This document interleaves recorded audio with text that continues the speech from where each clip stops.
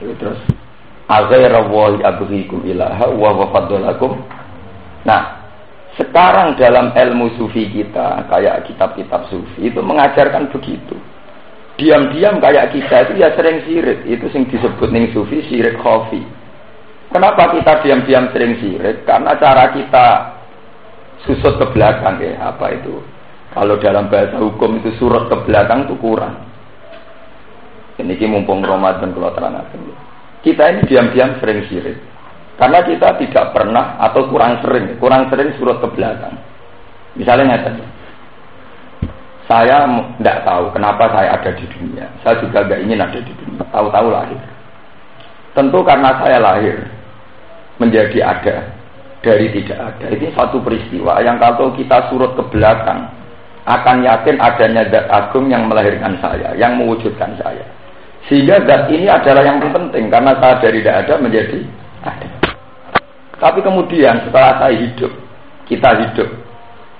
Kalau kita sedang puber, perempuan yang idaman menjadi kayak Tuhan. Kalau nggak ketemu pusing, tanpa dia tidak bisa hidup. Itu kalau lang sedang kasmaran. Sing seneng doyan duwe ngoten. Ora di duwe ra iso urip. Wah senarano duwe awak lemes kabeh. Mbok sing seneng pengaruh nggih ngoten. Pengaruhe genti kiai liya tata yo ngelu. Urip kok dikhianati dan sebagainya. Itu dalam bahasa sufi, kita diam-diam sudah melakukan syirik, satu kemusyrikan khafi. Bahwa kita sering menyembah atau mengimani atau menganggap penting sesuatu yang dulu-dulunya sebetulnya tidak penting atau tidak ada. Harusnya kita surut terus ke belakang. Bahwa kita pernah ada. Saat ada kita ada butuh perempuan. Saat ada kita ada butuh teman. Saat ada kita ada butuh siapa-siapa. Atau mereka itu tidak orang yang terlibat dalam wujud kita. Mereka ada orang yang terlibat dalam memberi nafas kita, memberi oksigen kepada kita. Nah, itu yang disebut Quran, afara'aita man ittakhadha ilahahu hawa. Akhirnya diam-diam kita menuhankan yang namanya selera, menuhankan yang namanya nafsu. Lalu kalau bolak-balik cerita, sebetulnya dosa zina itu bisa diampuni. Dosa syirik, dosa zina. Seorang prostitusi itu sebetulnya masih bisa diampuni. Cuma kadang kalau dosa itu sudah sering, itu menjelma menjadi kemusyrikan. Kalau bolak-balik nerangno, perempuan bisa jadi WTS itu paling cepat umur 17 tahun atau 16 tahun. Kemudian setelah menjadi WTS, sebetulnya dosanya hanya zina. Tapi kemudian ada logika kemusyrikan. Nduk pe ora tobat, mosok zina ora barbar. Nah, kula nak mboten ngeten mangan nopo. Nah, ini yang menjadi kemusyrikan. Karena dia pernah 17 tahun toh makan tanpa melakukan zina. Berarti dia disurut ke belakang. Tidak surut ke belakang untuk melihat dia toh pernah makan tanpa harus menjadi pezina, tanpa menjadi WTS. Sama seperti saya misalnya melakukan syirik khafiyah gitu. Saya pas kecil ya wis seneng. Aku zaman cilik dolanan bayi ya wis seneng. Dolanan pasir ya wis seneng. Ketika ABG ya punya kesenangan tersendiri. Gara-gara saya jadi kiai di Jawa Ruhin ana wong diluk-diluk. Terus naik silang gak seneng. Nah kan bento kan. Dulu tanpa ini semua saya juga bisa seneng. Kenapa sekarang saya menjadi bodoh? Seneng ngenteni nak pengaruh akeh, nak wong do sopan. Dan saya ada ingin jadi bodoh gitu. Mana kula nu pengaruh ora ono urusan. Ya memang kita harus melatih begitu terus. Kalau tidak, kita pasti akan melakukan syirik khafi karena kita sudah orang yang sejahtera, orang yang aman. Orang yang aman itu rawan menentukan satu selera, di mana selera itu sebetulnya mengganggu hubungannya dengan Tuhan. Afara'aita man ittakhadha ilahahu hawa. Akhirnya kita menuhankan hawa nafsu. Makanya kalau Allah mengingatkan, ya kalau kita ahli Quran, itu diingatkan Allah itu terasa sekali. Misalnya ada ayat wa huwallazi ansa'akum min nafsin wahidatin, atau ayat ansa'alakumus sam'a wal absara wal af'idah qalilan ma tashkur. Bahwa Allah lah yang menciptakan kamu punya mata, punya penglihatan.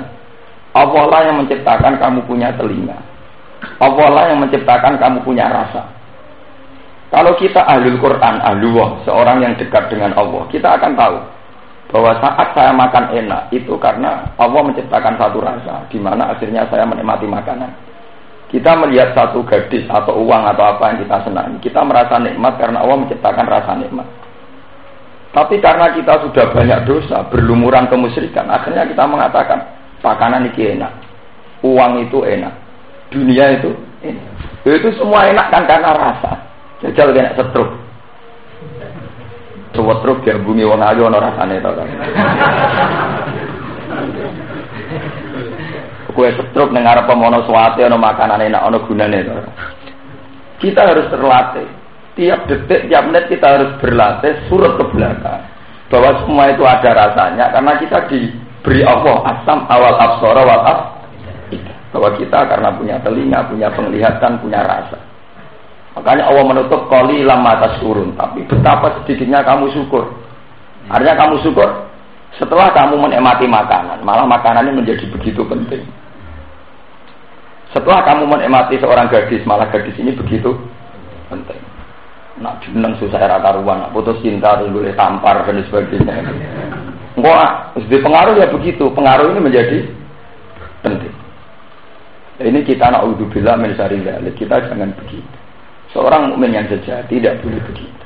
Mukmin sejati akan terus ala dzikrillah tatmainnul qulub. Bahwa hanya dengan Allah kita menjadi tentram. Ya itu begitu memang. Makanya Rasulullah, para ulama semuanya itu anti. Samanya bentuk-bentuk penuhanan nafsu. Karena penuhanan nafsu dimulai dari pengingkaran terhadap eksistensi Tuhan. Dan ini penting, makanya Nabi Musa mendidik, loh kamu itu gimana? Sekarang kok mau ingin punya selera baru, punya Tuhan baru. Sementara Tuhan-Tuhan ini tidak terlibat saat kamu menghadapi Fir'aun. Sama, kenapa saya harus menuhankan gadis, menuhankan anak, menuhankan istri, menahankan semua ini. Toh ini semua itu enggak terlibat dalam wujudnya saya. Juga tidak terlibat dalam membuat saya punya mata, punya telinga, punya hati. Nah, dengan logika tauhid yang mantap begini, dengan logika tauhid yang mapan ini, kamu akan melihat ayat-ayat jihad itu tidak ekstrim. Memang secara lahir ayat jihad itu ekstrim, misalnya qul in kana abaukum wa abnaukum wa akhwatukum wa ashiratukum dan sebagainya. Jika hartamu, anakmu, saudaramu, wa amalunik taraf tumuha wa tijaratun taksawna napa kasada. Tempat-tempat yang kamu senangi, perdagangan yang kamu ingini. Ahabba ilaikum minallahi wa rasulihi wa jihadin fi sabilihi fatarab. Jika semua itu kamu anggap lebih penting ketimbang Allah, kata Allah, silahkan berhadapan-hadapan dengan saya. Dan suatu saat saya pasti menyiksa. Fatarabatu innama aku mutarab. Karena dengan logika tauhid yang mantap, tentu Allah tidak pernah bisa kita bandingkan dengan seorang anak, seorang istri, seorang teman. Artinya dengan tauhid yang mantap, semua ini tidak penting. Kalau ini tidak penting semua, ketika Allah nyuruh jihad ya tidak pernah kita tekan perang. Wah, nak perang nak mati bojoku piye, anakku. Karena tentu dengan logika tauhid yang mantap, Allah tidak pernah diperbandingkan. Artinya Allah harus nomor satu. Nah, kita yang kita alami sekarang itu diam-diam sudah begitu. Apa ro'e tamanit takhoda ilaha ilaha. Bahwa kita ini akan menuhankan selera. Dan itu kita alami sekarang. Makanya semenjak ngaji ini itu harus tobat. Orang sambil Lailatul Qadar tobat kita cukup. Jadi karena ini tobat batin. Boleh wiridan astagfirullah ping 1000. Kalau kamu secara tauhid tidak tobat, di sini berolot tok ning atimu. Iya, di sini berolot tok, tidak boleh begitu. Kita tidak boleh cacat secara tauhid. Kalau kita sudah cacat, itu mau istighfar berapapun tidak ada gunanya, karena kita sudah cacat secara akidah. Ya, cacat secara apa? Akidah. Nah, kalau sampean tanya, lalu trik-trik apa, kiat apa untuk menghilangkan syirik khafi, syirik yang enggak kelihatan? Kata ulama-ulama, caranya minimalkan selera. Atau kalau kamu terpaksa punya selera, ingat bahwa itu dari Allah. Jadi tadi logikanya gampang kan. Kita sebetulnya di era modern lebih gampang logika tauhid. Misalnya saya sebagai manusia melihat makanan enak senang, melihat gadis cantik senang, melihat uang senang. Senang ini itu sebetulnya dimulai dari gadis itu atau dimulai kita punya rasa, kita punya mata. Saat kamu senang karena melihat, itu sebetulnya senang dimulai dari karena kamu punya mata, apa karena gadis itu cantik? Punya mata. Karena kita punya mata.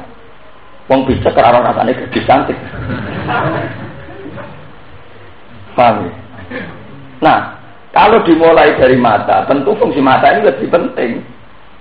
Bahwa mata hanya berurusan sama penciptanya, bahwa kita punya mata karena Allah. Sehingga cara kita menghitung nikmat tentu tidak mendewakan gadis itu. Wah, aku nak rasa senengnya jadi aku mati. Paham? Ini harus dilatih terus. Ya sama seperti makanan gitu, bahwa kita bisa merasakan sate, merasakan enaknya hidangan, karena kita masih punya rasa.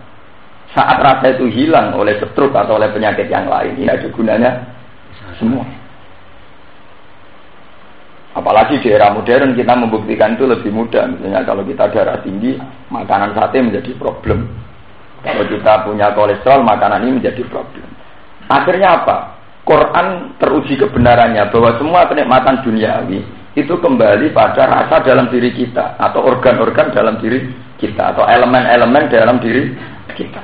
Nah, elemen-elemen itu mulai asam, awal, absor, wal afida tentu hubungannya dengan penciptanya, dengan Allah. Harusnya ya itu yang penting, bukan yang di sekeliling itu. Paham ya? Itu harus dilatih terus.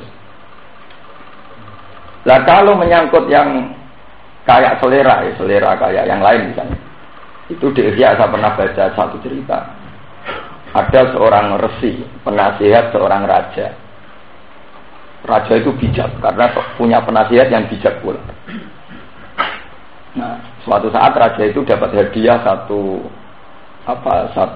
keramik yang dari kristal, bagus sekali. Itu gelas dari keramik bentuk kristal, bagus, indah sekali. Raja itu senangnya bukan main. Sampai saking senangnya itu kalau minum ya harus pakai gelas itu. Kalau tidak marem. Ketika raja saking senangnya karena punya benda yang sangat dia sukai, sang penasihat itu bilang, "Hai raja, saya itu tidak senang sama benda ini." Kok bisa? Kamu itu gimana? Kamu penasihat saya. Saya itu senang sekali kok kamu tidak apa? Senang. Jawabnya penasihat itu, jika jenengan senang betulan, itu akan tersiksa karena kesenangan yang berlebihan. Suatu saat kristal itu pecah. Pecah, raja sangat gelisah, sangat risau. Beliau bilang, laitahu lam yakun. Saya senang andaikan dulu-dulunya tidak pernah ada. Kalau dulu-dulunya tidak ada, nggak pernah susah karena pecah atau karena ini. Itu sama dengan yang dikatakan Sayyidah Maryam, ya laitani kuntu nasyam mansiyah. Ya seperti itu. Kita harus melihat begitu. Semua nikmat Allah harus kita lihat bahwa itu dari Allah. Kalau tidak diandekan tidak ada juga tidak apa-apa. Itu bisa dilatih. Itu tadi kita menghindari punya benda yang kita senang secara berlebih. Misalnya yang saya alami. Saya misalnya kiai punya penderek. Kita harus latihan. Misalnya diderekkan ya senang, pergi sendirian ya senang. Misalnya dihormati orang ya biasa, dipisoi wong ya biasa, harus dilatih. Kalau tidak kamu akan tergantung dengan fenomena atau kejadian-kejadian di sekeliling kamu. Dan itu mengganggu kita kenyamanan dengan Allah Subhanahu wa Ta'ala.